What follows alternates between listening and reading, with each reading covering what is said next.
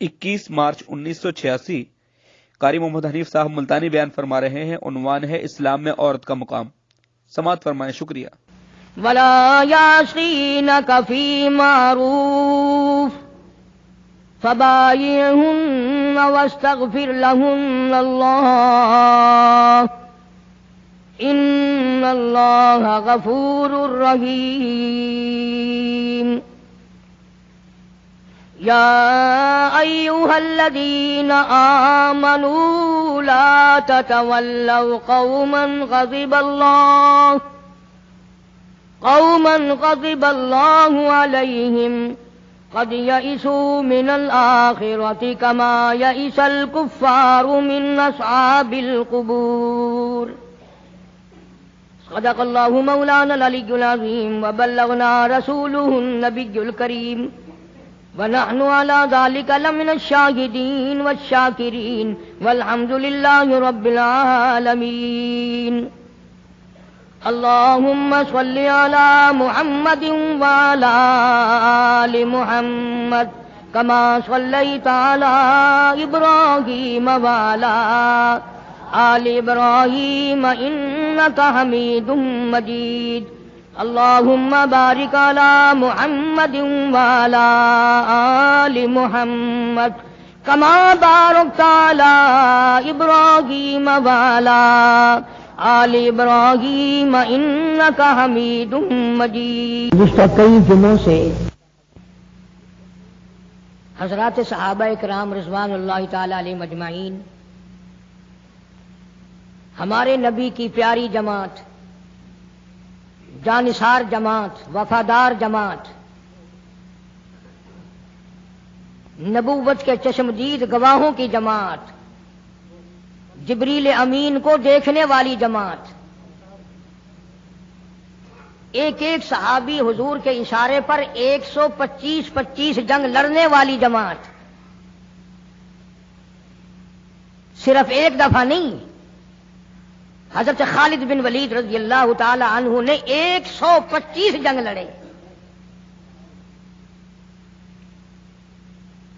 इतनी बाबरकत जमात, जिनका जिक्र आसमानों में, जिनका जिक्र अर्श पे, जिनका जिक्र फर्श पे, जिनका जिक्र खुदा के यहां, जिनका जिक्र मुस्तफा के यहां सल्लल्लाहु अलैहि वसल्लम। आज एक अजीब मसला आपके सामने रखने लगा हूं, उसको इस हैसियत से समझो कि कुरान करीम ने नमाज उम्मत को अता फरमाई, रोजा, हज, ज़कात, जिहाद, तिजारत के मामलात, अहकामात बताए, हुकूमत करने का तरीक़ा कार कुरान करीम ने बताया, शादी ब्याह के मसाइल और अहकाम कुरान करीम ने बताए।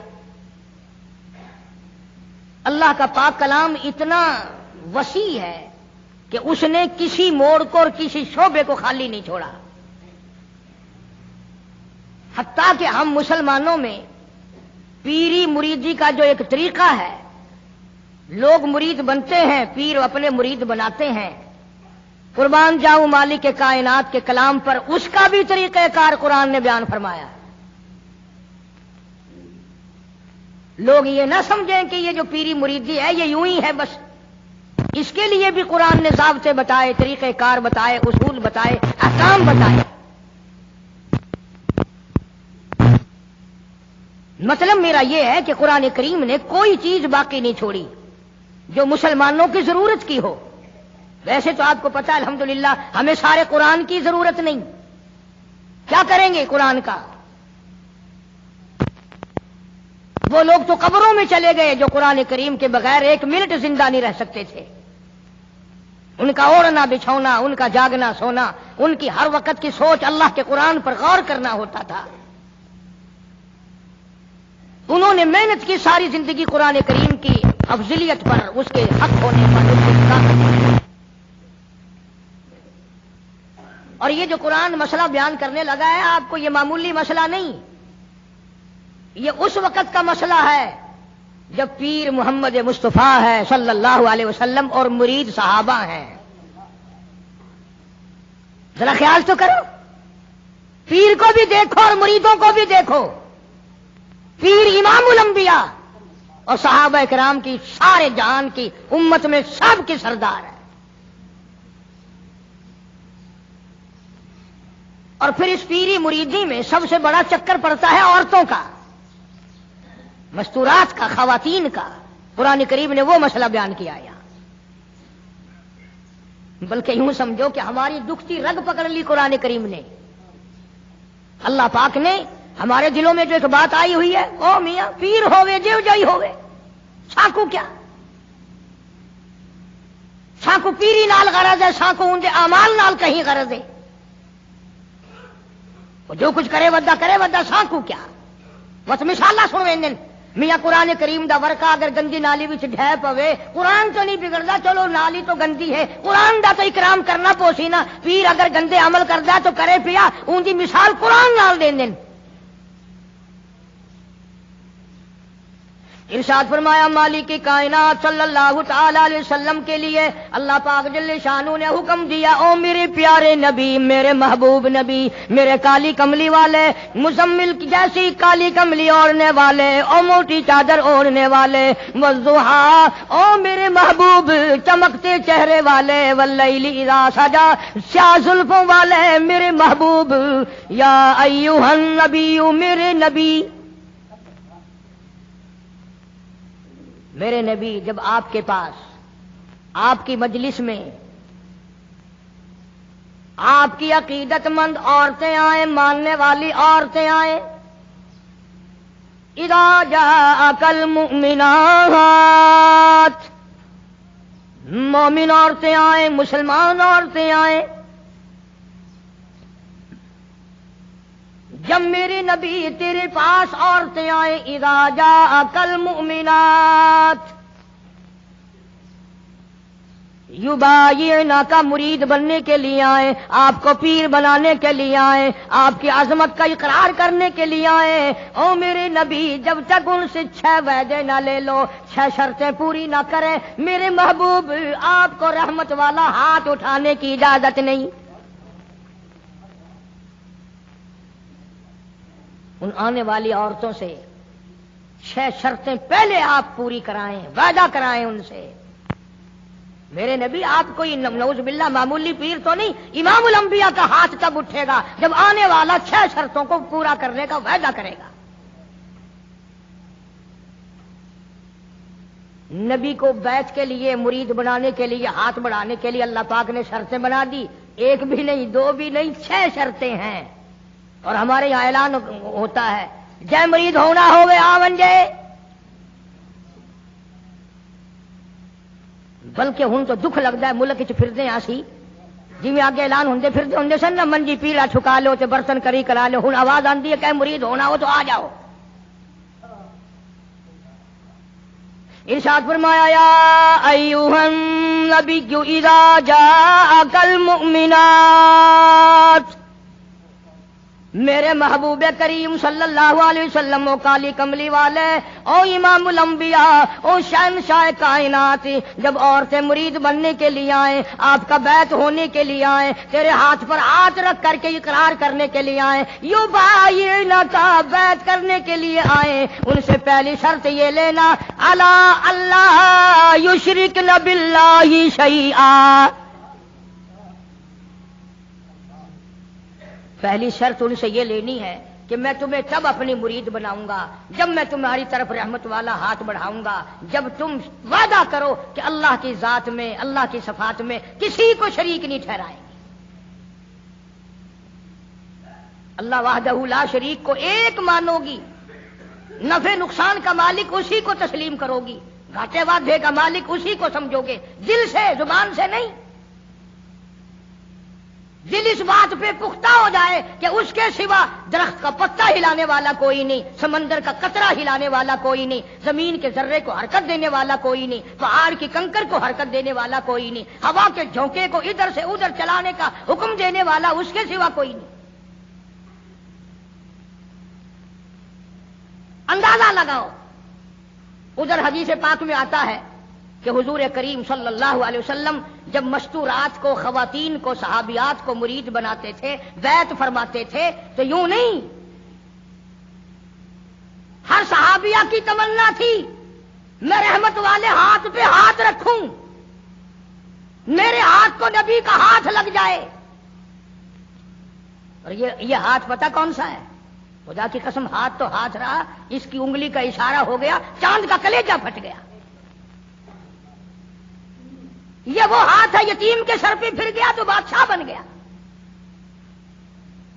ये वो हाथ है, दरख्तों को इशारा कर दिया, जड़ों से उखड़ कर खिदमत में आ गए।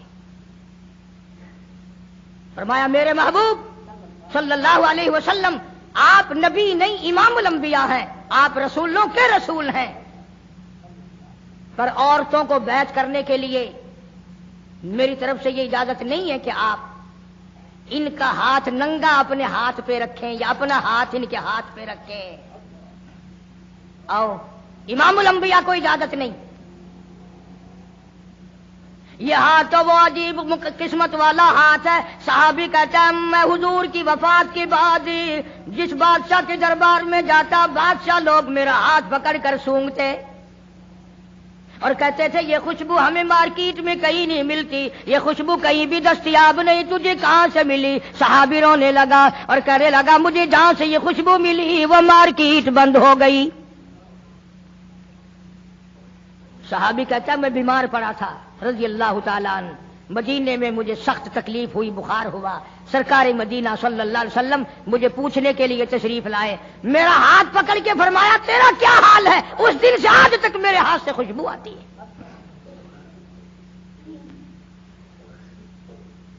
किताबें उठा करके देखो हदीस पाक की कि नबी करीम सल्लल्लाहु अलैहि वसल्लम औरतों को बैत फरमाते हैं, उनके हाथ में कपड़ा पकड़ाते हैं और फिर उस कपड़े को हुजूर पकड़ते हैं सल्लल्लाहु अलैहि वसल्लम।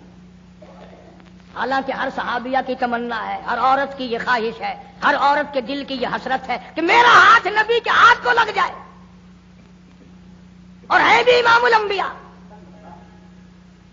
आज जो लोग कहते हैं वो जी पीर का दर्जा तो बाप जैसा है, उससे क्या पर्दा, कोई बात नहीं। अरे ये पीर नहीं, ये नबी नहीं, रसूल नहीं, इमामुल अंबिया हैं सल्लल्लाहु अलैहि वसल्लम। फरमाया मेरे महबूबे करीम सल्लल्लाहु ताला अलैहि वसल्लम युबायिना का, जब बैत करो, इरादा करो, मुरीद बनाओ सहाबियात को, इनसे पहले वादा ले लेना, अला अल्लाह युशरिकना बिल्लाहि शैआ, जर्रा बराबर शैया का लफ्ज है, जर्रा बराबर भी मेरे सिवा किसी खानका को, किसी मजार को, किसी कब्र को, किसी वली को, किसी नबी को, किसी गौस को, किसी कुतुब अब्दाल को बिल्कुल मुश्किल कुशा ना माने, औलाद देने वाला ना माने, बीमारी देने वाला ना माने, बीमारी हटाने वाला ना माने। अला अल्लाह युशरिकना बिल्लाहि शैआ,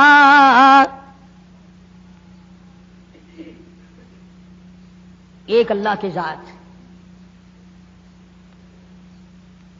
किताबों में हदीस दज्जाल बड़ी लंबी सारी आती है, वो मशहूर है हदीस दज्जाल के नाम से, यानी दज्जाल के बारे में हुजूर करीम सल्लल्लाहु अलैहि वसल्लम ने तफसील से बयान फरमाया। इसलिए अर्ज कर रहा हूं, कई लोग कह देते हैं जी मैं नौकरी के लिए परेशान था, फलानी कब्र पर जाके मैंने सजदा किया, मेरी परेशानी दूर हो गई, फलानी जगह जाकर के मैंने नजर न्याज चढ़ाई, मेरी फलां तकलीफ दूर हो गई। अल्लाह के पाक पैगंबर हजरत मोहम्मद रसूलुल्लाह सल्लल्लाहु अलैहि वसल्लम ने फरमाया दज्जाल के पास जन्नत भी होगी, दोज़ख भी होगी, और वो कहेगा मुझे खुदा मानो, और जो नहीं खुदा मानेंगे हजार हा को नहीं लाखों मुसलमानों को कत्ल कर देगा। हदीस में आता है कि एक आदमी सामने आएगा, दज्जाल उसको कहेगा मुझे खुदा तस्लीम कर, वो इनकार करेगा, दज्जाल हुक्म देगा कि सर के ऊपर से पैरों तक इसको बीच से चीर दो। चुनाचे हदीस का तर्जुमा कर रहा हूं, ये नाक है ना, ये नाक भी हुजूर ने अपने नाक पर उंगली रखते हुए फरमाया कि उस मुसलमान के नाक के भी दो टुकड़े हो जाएंगे और उसे चीर दिया जाएगा, और दज्जाल उसे फिर जिंदा कर लेगा, दज्जाल उसे फिर जिंदा कर लेगा और जिंदा करके कहेगा زندہ کرنا مارنا خدا کی صفت ہے. اب تو مان جا میں نے دونوں کام کر کے دکھا دیے. اب تو مان جا تجھے میں نے مارا بھی, قتل بھی کرا دیا, کر دیا اور زندہ بھی کر دیا. اب تو میرے خدا ہونے میں شک نہیں. اللہ اکبر. وہ نوجوان مسلمان کہے گا اگر تم مجھے 100 مرتبہ چیرے قتل کرے, 100 مرتبہ مجھے زندہ کرے, میں خدا تجھے ماننے کو تیار نہیں. اس لیے هو الذی یحیی و یمیت, یہ تو میرے اس قادر کریم کا کام ہے, تیرا کہاں ہو سکتا ہے. ہمارے نبی صلی اللہ علیہ وسلم نے ہمیں پہلے خبردار کیا تھا کہ دجال کانا آئے گا اور خدا بنے گا. اندازہ لگاؤ اس کے ماتھے پہ لکھا ہوا ہوگا آدھا کافر. اور حدیث کے الفاظ میں یہاں تک آتا ہے کہ کوئی جھونپڑی پوری دنیا کی, کوئی مکان, کوئی پہاڑ, کوئی بستی, کوئی ملک ایسا نہ ہوگا جہاں دجال پہنچ نہ جائے گا. پوری دنیا کا چکر لگائے گا, صرف مکے پاک اور مدینے پاک میں داخل نہیں ہو سکے گا, وہاں فرشتے پہرا دیں گے. فرشتوں کا پہرا ہوگا مکے پاک اور مدینے پاک میں. پوری دنیا میں چلے پھرے گا, اتنا قتل عام کرے گا, اتنا قتل عام کرے گا کہ دنیا حیران ہو جائے گی. یوں آتا حدیث پاک میں کہ تنگی اتنی ہوگی, کئی کئی دن کی بھوک ہوگی, حلوہ دکھائے گا. اگر مجھے خدا مانتے ہو تو یہ حلوہ کھاؤ, تیار ہے. اس لیے ہمارے نبی پاک صلی اللہ علیہ وسلم نے پہلے ہی فرما دیا کہ لالچ کے پیچھے کھانے والے بھی نہ بنو, کہیں ایسا نہ ہو ہمارے وقت میں ہی وہ ٹائم آ جائے اور کھانے پہ ایمان کہیں چھوڑے بیٹھے ہوں. تو مدنی کریم صلی اللہ تعالی علیہ وسلم کو حکم ملا پروردگار عالم کی طرف سے, لا الا اللہ یشرکن باللہ شیئا. اور میرے محبوب کریم صلی اللہ علیہ وسلم تیرا رحمت والا ہاتھ نہ اٹھے, آپ کا رحمت والا ہاتھ نہ اٹھے, ان کو بیعت کرنے کا ارادہ نہ کرو جب تک یہ وعدہ پورا نہ کریں. یہ وعدہ لو ان سے کہ یہ کسی قسم کا شرک نہ کریں گی, کبھی قبروں پہ جا کر منتیں نہیں مانیں گی, کسی کے بت کے آگے, کسی درخت کے آگے سر نہیں جھکائیں گی. پہلی شرط تو یہ ہوگی. قرآن ہے, یہ ترجمے میں جا کے دیکھ لینا, 28ویں سپارے کا 8واں رکوع ہے, سورہ ممتحنہ کی آخری آیات ہیں. فرمایا ولا یشرکنا, دوسری شرط یہ لینا ان عورتوں سے یہ لو کہ یہ چوری نہ کریں, یہ چوری نہیں کریں گی, پہلی یہ شرط لو.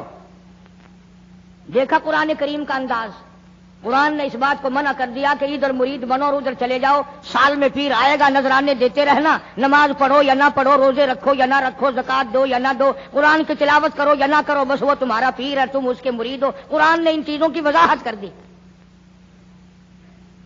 فرمایا دوسری شرط یہ وعدہ لو ولا یشرکنا, عورتوں سے وعدہ لو یہ چوری نہ کریں گی. اب قرآن کا انداز سمجھو, میں آپ کو سمجھاتا ہوں. کیوں بھئی, عموماً چوری ڈاکہ مرد کرتے ہیں, عورتیں نہیں کرتی چوری. لیکن اللہ کا قرآن کہہ رہا ہے کہ نبی کو حکم ملا عورتوں کے بارے میں, ولا یشرکنا, ان سے وعدہ لو یہ چوری نہ کریں گی. وجہ کیا ہے؟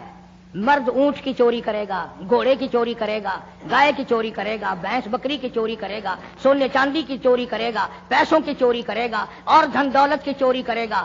اونٹ چوری ہو گیا اور مل سکتا ہے, گھوڑا چوری ہو گیا اور مل سکتا ہے, سونا چاندی چوری ہو گیا اور مل سکتا ہے. اللہ پاک نے قرآن میں اس لیے حکم دیا, عورت کی آنکھ نے اگر چوری کر لی کروڑوں روپے کے بدلے میں تیری آبرو واپس نہیں آ سکتی.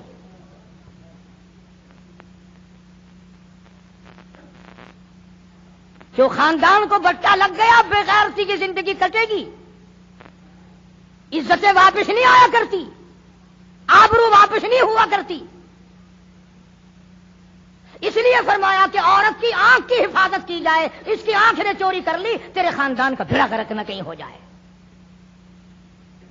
اور اس لیے شاعر کہتا کہ آنکھ سے آنکھ لڑی مجھے ڈر ہے دل کا, آنکھ سے آنکھ لڑی مجھے ڈر ہے دل کا, کہیں جنگ و جدل میں مارا نہ جائے تو, پہلے آنکھ لڑتی ہے، پھر دل متاثر ہوتا ہے، پھر خاندان کی بربادی ہوتی ہے۔ اس لیے فرمایا قرآن کریم نے، پہلا وعدہ یہ لو کہ شرک نہ کریں گی، دوسرا وعدہ یہ لو کہ چوری نہ کریں گی، اور تیسرا وعدہ فرمایا ولا یزنین، ان سے یہ بھی وعدہ لو کہ کلمہ پڑھنے کے بعد محمد عربی صلی اللہ علیہ وسلم کی مرید بننے کے بعد زنا نہ کریں گی، بدکاری نہیں کریں گی۔ اللہ اکبر، کیا وقت تھا! ایک ایک جملے کی تفسیر کروں تو ایک ایک جمعہ لگ جائے گا۔ جس وقت حضور کریم صلی اللہ علیہ وسلم نے یہ فرمایا کہ وعدہ کرو زنا نہیں کریں گی، قریش کی کئی عورتیں اٹھ کر کھڑی ہو گئی، بیٹھی بیٹھی اٹھ کر کھڑی ہو گئی، مکے کی عورتیں کھڑی ہو گئی اور کہنے لگی یا رسول اللہ صلی اللہ علیہ وسلم، یہ جو زنا کی توبہ ہم سے کرا رہے ہو، کیا آپ نے ہمیں بازاری عورت سمجھا ہوا ہے؟ یعنی ہم کوئی کنجری ہیں؟ ہم کوئی مارکیٹ میں بیٹھنے والی عورتیں نہیں سمجھے؟ مطلب یعنی مشرکوں کی، مکے کی کافروں کی عورت کا بھی یہ مزاج تھا، اور وہ یہ کہتی تھی اور سوچتی تھی کہ خاندانی عورت بھی کبھی بدکار ہو سکتی ہے، وہ بھی کبھی اپنی عزت کسی کو دے سکتی ہے۔ اس لیے فرمایا حضور کریم صلی اللہ علیہ وسلم نے کہ اللہ کا حکم ہے، میں یہ نہیں کہتا کہ تم زنا کرتی تھی اور آج توبہ کرو، فرمایا پھر بھی اگر کوئی نہیں کرتی تھی پھر بھی آج توبہ کرے کہ ساری زندگی میں قبر تک بدکاری نہیں ہوگی۔ میرا عرض کرنے کا مطلب اور مقصد یہ ہے کہ مکے کی کافر عورت بھی یہ کہتی ہے کہ بدکاری کرنا تو کنجریوں کا کام ہے، بازاری عورتوں کا کام ہے، بدماش عورتوں کا کام ہے، گھریلو عورتیں اور خاندانی عورتیں ایسے کام کبھی نہیں کیا کرتی۔ 3 شرطیں ہو گئی، شرک نہ کریں گی، چوری نہ کریں گی، زنا نہ کریں گی۔ چوتھی فرمایا ولا یقتلن اولادہن، اپنی اولاد کو قتل نہ کریں گی، اپنی اولاد کو نہیں ماریں گی۔ اس میں 2 تفسیر ہیں، ایک تو یہ کہ ہے تو اپنے خامند کی اولاد، ہے تو حلال کی، پر اس لیے مارنا کہ ان کے لیے روزی کہاں سے آئے گی، ان کے لیے رزق کہاں سے آئے گا، ان کے لیے کپڑا کہاں سے آئے گا، ان کی تعلیم کے لیے پیسہ کہاں سے آئے گا۔ خدا بند کریم نے دوسری جگہ قرآن کریم میں ایک اور اعلان فرمایا ولا تقتلوا اولادکم خشیۃ املاق، اپنی اولاد کو قتل نہ کرو خرچے کے ڈر سے۔ توجہ، جان کرنا اگلی بات آئی، فرمایا نحن نرزقکم وایاہم، مجھے اپنی کبریائی کی قسم، تم اس قابل ہوتے ہی نہیں کہ تمہیں کھلایا جائے، تم اس قابل ہوتے ہی نہیں کہ تمہیں پہلایا جائے، میری کبریائی کی قسم تم روزی کے قابل نہیں رہتے، پر میں خدا تمہیں ان چھوٹے چھوٹے معصوم بچوں کا صدقہ کھلاتا رہتا ہوں۔ تم تو اتنے ظالم ہو، تم تو اتنے کمینے ہو، تم تو اتنے حرکتی اور گناہگار ہو گئے کہ تمہیں ایک دانہ نہ ملے۔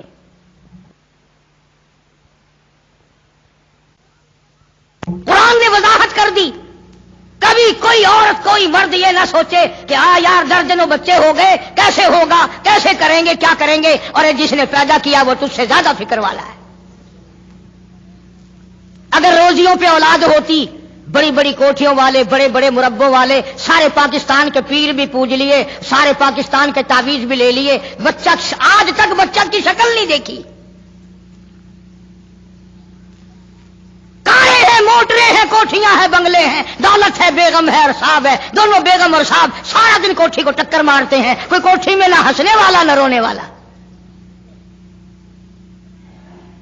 فرمایا ولا یقتلن اولادہن، اپنی اولاد کو قتل نہ کرو گی۔ اور دوسری تفسیر نعوذ باللہ یہ ہے کہ کوئی حرام کی وجہ سے اگر بچہ پیدا ہو گیا اس کو نہ مارو گی،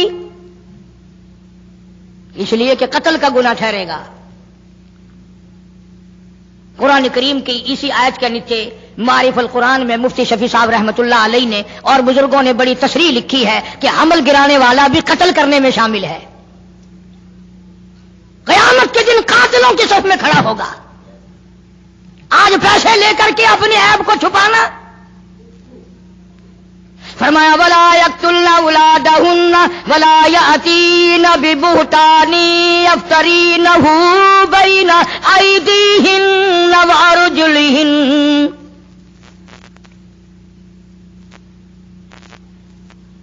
شرک نہیں کرو گی، چوری نہیں کرو گی، زنا نہیں کرو گی، اپنے اولاد کو قتل نہیں کرو گی. 4-5ویں شرط سب سے زیادہ خطرناک آئی، اپنے خامند کو عیب نہیں لگاؤ گی. یوں ہی نہیں ذرا کہیں دیر ہو گئی کہ بس اس کو کہہ دینا ہاں پتہ ہے جدھر جاتے ہو ہم نہیں تمہارے پیچھے ہوتے، ہماری روح تمہارے ساتھ ساتھ چلتی ہے، تم فلاں کے ساتھ ہو، تم فلاں کے ساتھ ہو. قرآن کریم نے شبہات کے اندر اپنی ازدواج زندگی کو آگ لگانے سے منع فرمایا. اور یہ جو آج کل عورتیں کئی جلوس نکالتے ہیں، کہتی ہیں ہم قرآن کو نہیں مانتے، ہم اسلام کو نہیں مانتے، ہم خدا کے حکم کو نہیں مانتے. خدا تمہیں کم مانتا ہے، قرآن تمہیں کم مسلمان مانتا ہے. اب تو طرح طرح کی آوازیں آنے لگی. عورتیں کہتی ہیں ہم بھی دوش بدوش چلیں گی. یعنی دوش بدوش کا لوگ آدھے لوگ تو پڑھے لکھے بھی مطلب نہیں سمجھتے، کندھے سے کندھا ملا کے چلیں گی.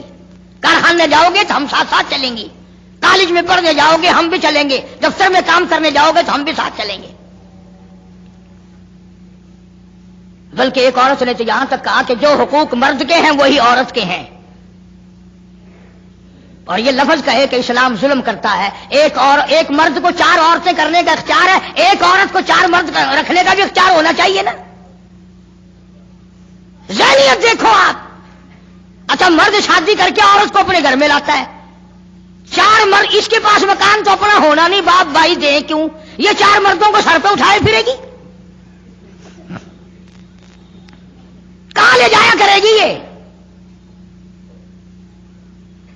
یہ ساری کی ساری مغربی طرز کی جتنی عورتیں ہیں پہلے سے اسلام کی دشمن ہیں، قرآن کی دشمن ہیں، بڑے بڑے گھرانوں کے انہوں نے بھیڑے گرک کیے ہوئے ہیں.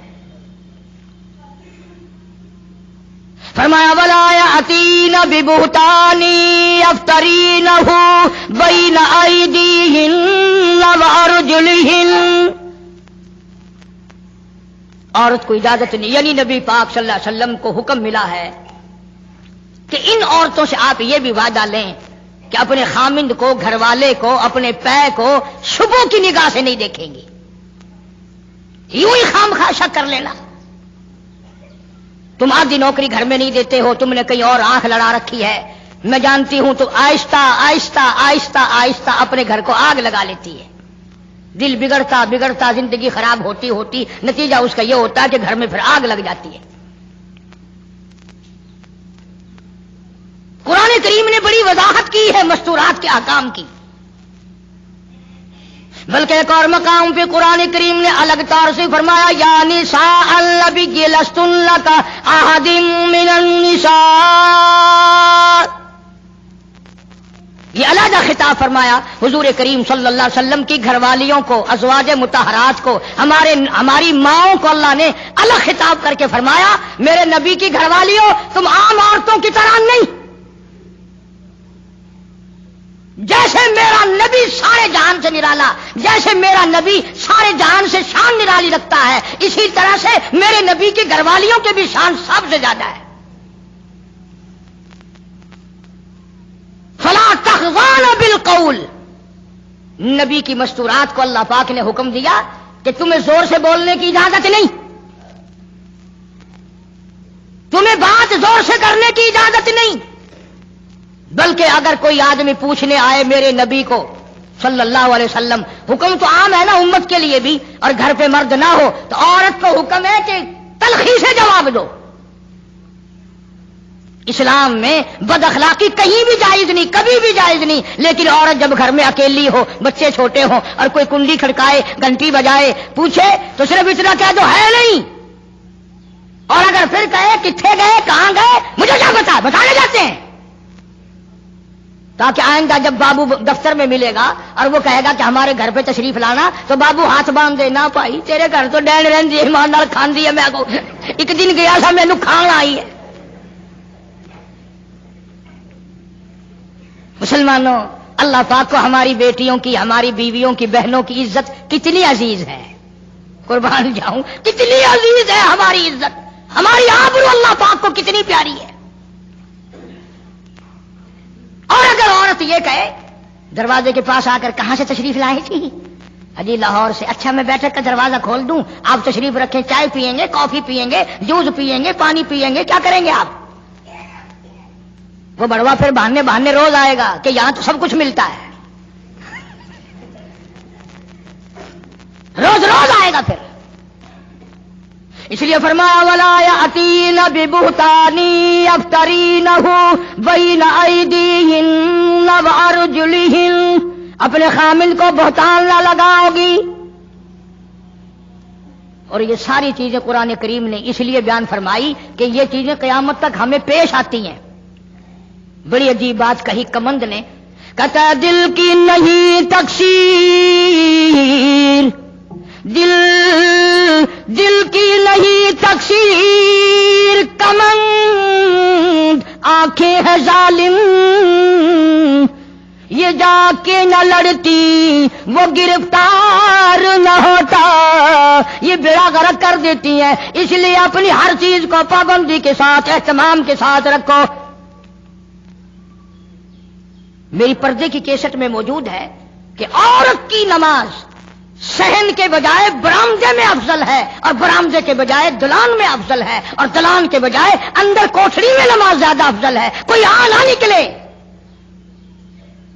قرآن کتنا عزت کا تقدس کرتا ہے, میری بندی کو نماز پڑھتے ہوئے بھی کوئی نہ دیکھے. فرمایا ولا یضربن بارجلہن, فرمایا مومن عورتوں کلمہ پڑھنے والیوں پیر بھی آہستہ رکھو تاکہ چال سے ہی کوئی تیرے حسن کا, تیری صحت کا, تیری جوانی کا اندازہ نہ لگا لے. ولا یضربن بارجلہن, آہستہ رکھو اپنے پیر کو بھی.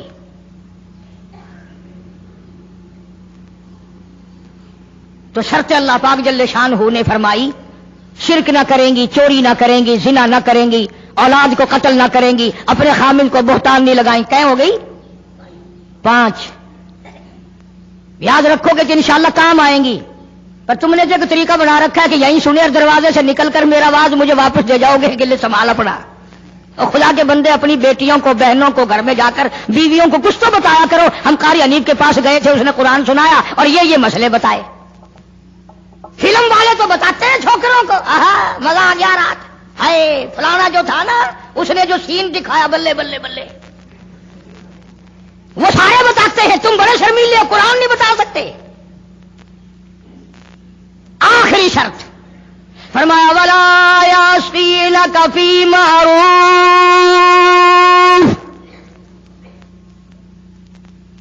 اخیر میں خطہ اکٹھا کر دیا, جتنے بھی اسلام کے احکام ہیں ان سب پر عمل کرو گی. جب یہ پوری ہو جائیں گی, قرآن کا ربط دیکھو. پھر آیا حکم فبایعہن, میرے محبوب کریم صلی اللہ علیہ وسلم اب ان کو بیعت کرو, اب مرید بناؤ. یہ تیری مرید ہے, آپ ان کے پیر ہیں. فبایعہن, سارے کہو نا سبحان اللہ. فرمایا بیعت بھی کر, ان کو اپنے مرید بھی بنا لے, اور واستغفر لہن اللہ, میرے محبوب کریم ان کے لیے جھولی پھیلا کر مجھ سے بخشش بھی مانگ دے. اس لیے جب تیری جھولی ہوگی میری کریمی ہوگی, یہ کا کام بن جائے گا. فرمایا فبایعہن, اب ان کو بیعت کرو, مرید بناؤ. واستغفر لہن اللہ, ان کے لیے مجھ سے معافی طلب کرو, استغفار کرو. میرے محبوب جھولی تیری ہوگی, عطا میری ہوگی, زبان تیری ہوگی, خزانہ میرا ہوگا, ان سب کا بھلا ہو جائے گا. ان اللہ غفور رحیم, میں خدا بخشنے والا ہوں, میں خدا رحیم ہوں, میں خدا کریم ہوں, میں ارحم الراحمین ہوں. میری ذات بخشنے والی ہے. آپ ان کے لیے معافی بھی طلب کریں اور آپ ان کو 6 شرطوں کا پابند بھی بنا دیں. جب مسلمان ان 6 چیزوں پہ عمل کرے گا اور صحیح معنوں میں ان 6 شرطوں کو پورا کرے گا, تب جا کر کے حقیقت میں پیری کا اور مریدی کا حق ادا ہوگا. اب اس بات کا ہمارے پاس کیا علاج ہے؟ رمضان سے پہلے کئی علاقوں میں پیر چلتے ہیں کہ روزے بخشوا لو. ہم نے سندھ میں کئی مرتبہ دیکھا کہ جی ہمارے پاس تو یہ گائے ہے، یہ لے جاؤ، تو پیر کو یوں کہتے ہوئے سنا کہ واہ، روزے 10 آدمیوں کی بخشوں، صرف گائے مل رہی ہے،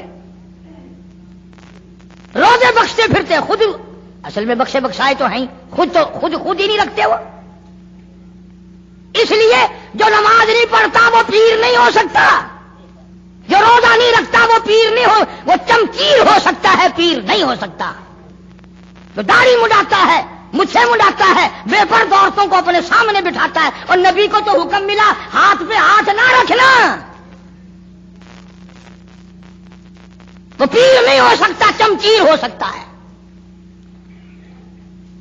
ایک دفعہ میں ایک خانقاہ پہ، ایک بزرگ کی خانقاہ پہ فاتحہ کے لیے گیا، جاتے ہم بھی ہیں، کوئی یہ اللہ والے بزرگ ہم نے ان کو ٹھیکے پہ تھوڑی دے رکھے ہیں جو انہی کے ہو گئے. اللہ والوں کی مزارات پہ جانا، اپنے ماں باپ کی قبر پہ جانا صرف ثواب نہیں بلکہ ان کا حق ہے، ان کا حق ہے. تم تو جاتی ہی نہیں. ماں کی قبر پہ ساری زندگی پھیرا نہیں مارتے ہم، باپ کی قبر پہ پھیرا نہیں مارتے، استاد کی قبر پہ پھیرا نہیں مارتے. ہو جہاں وہ لمبا چوڑا میلہ لگتا ہے، دنیا آئی ہوئی ہے، ماٹی گھول گھول کے پلائی جا رہی ہے. اللہ والوں نے بھی ساری باتیں سمجھا دی. سلطان باہو رحمت اللہ علیہ کتنا بڑا بزرگ ہے، کتنا بڑا ولی ہے، کتنا بڑا پیر ہے. اپنی زبان میں کتاب میں کہتا ہے عدل کریتا تھر تھر کمبل، عدل کریتا تھر تھر کمبل، اونچیاں شانہ والے ہوں، فضل کریتا بخش جاون، میں جے مکالے ہوں. او مولا اگر عدل کیا تو میرے جیسوں کا کیا بنے گا، فضل کیا تو میرے جیسوں کی بھی نجات ہو جائے گی. بزرگ ہیں. بابا فرید الدین رحمت اللہ علیہ فرماتے ہیں اٹھ فرید جھاڑو دے وچ مسیت. تساں جھاڑو نہ دیوا ہمت کوئی تو کو مسجد دا خادم نہ سمجھ ونجے. ہاں کہتا ہے اٹھ فرید جھاڑو دے وچ مسیت، تو ستا رب جاگ دائی تیری ڈاڈے نال پریت. وہ ہر وقت جاگتا ہے. کام کر، خدمت کر مخلوق خدا کی، دربار الہی کی عظمت کر. عجب عجب انداز ہے اللہ والوں کے. تو میں ایک اللہ والے کے مزار پہ فاتحہ کے لیے گیا، جانتا تھا نہیں، میری کمر پہ تھاپڑا دیا. وہ کہنے لگا لا 10 روپے، یوں کہ لا 5 روپے. میں نے اس کی کمر پہ تھاپڑا دے دیا، میں نے کہا لا 10 روپے. انہوں نے کہا وہ کیسے؟ چل میں نے کہا 5 تو اپنے کاٹ لے، تو نے بھی تھاپڑا دیا ہے، 5 میرے دے دے. اندازہ لا. کئی لوگ آتے ہیں یوں جھک جاتے ہیں جی کمر سے میری تھاپڑا دے دو. وہ قرآن تینوں وارا نہیں کھاندا، تھاپڑا وارا کھاندا ہے. اندازہ لاؤ زندگی کا. ہم لوگ کیا کرتے ہیں؟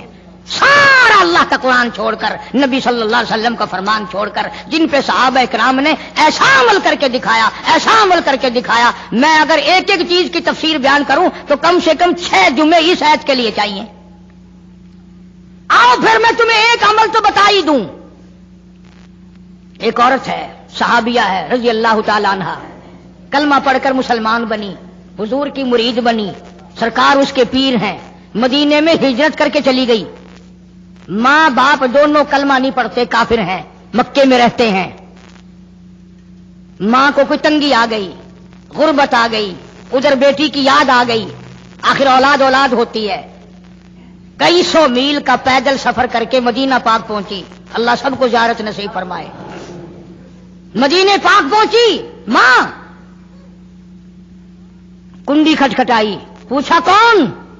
بیٹی دروازہ کھولو، میں تیری اماں ہوں، تیری شکل دیکھنے آئی ہوں، تو میری پیاری بیٹی ہے، تجھے ملنے آئی ہوں، مکے سے چل کر آئی ہوں. کوئی یہ اسی محلے میں تو میرا گھر نہیں؟ کیوں بھی ایمانداری سے بتاؤ. لڑکی کو چاہیے تھا بھاگ کے دروازہ کھولتی، اماں کو جفی بھرتی، لپٹ جاتی، امی امی امی آ گئی، میری ماں آ گئی، وہ بیٹی بیٹی کرتی. صحابہ کی صحابیات نے، عورتوں نے قرآن پہ ایسا عمل کیا. اللہ غنی کہنے لگی امی جان تھوڑی سی تکلیف کرنی پڑے گی، میں حضور کریم صلی اللہ علیہ وسلم کی خدمت عالیہ میں کسی کو بھیج کر اجازت مانگتی ہوں، او کالی کملی والے، کیا کافر ماں کو گھر میں داخل ہونے دوں کہ نہیں؟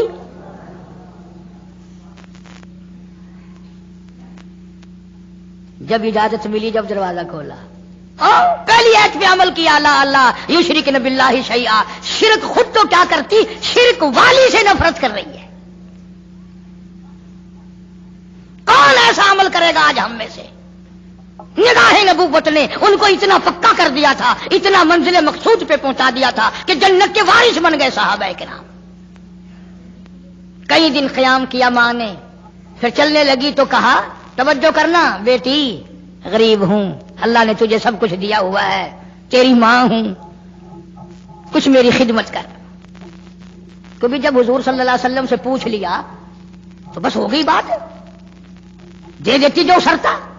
کہنے لگی اماں اس وقت بھی میں نے حضور سے داخلے کی اجازت مانگی تھی، اب بھی میں اجازت طلب کرتی ہوں کہ ابھی کلمہ تو نہیں پڑھتی، مسلمان تو نہیں بنی، غریب ہے میری اماں، کیا آپ اجازت دیتے ہیں میں اس کی کوئی خدمت کر دوں؟ اندازہ لگا، اس کا نام اطاعت ہے، اس کا نام فرما برداری ہے، اس کا نام غلامی ہے، اور یہ ہے وہ جو مسلمان بننے کے قابل تھے اور جو مسلمان بن کے مرے، جنہوں نے قرآن اور حضور کے فرمان کو آخری لمحے تک، آخری سانس تک نبھا دیا۔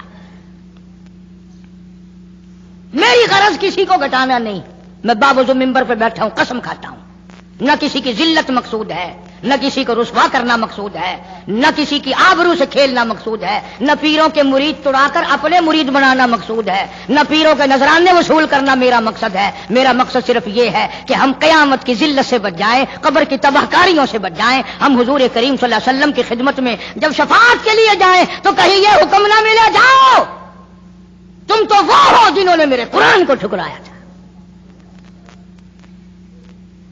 ورنہ اپنا کیا ہے، اپنا کیا جاتا ہے؟ ہر شخص جو کرے گا وہ اس کے اعمال نامہ، اس کی مثل، اس کی فائل اس کے ساتھ ساتھ تیار ہو رہی ہے، چلتی جائے گی۔ اللہ پاک مجھے اور آپ کو عمل کی توفیق عطا فرمائے، صحابہ کرام کا بھی خادم بلائے، صحابیات کا خادم بنائے، اللہ والوں کی غلامی نصیب ہو۔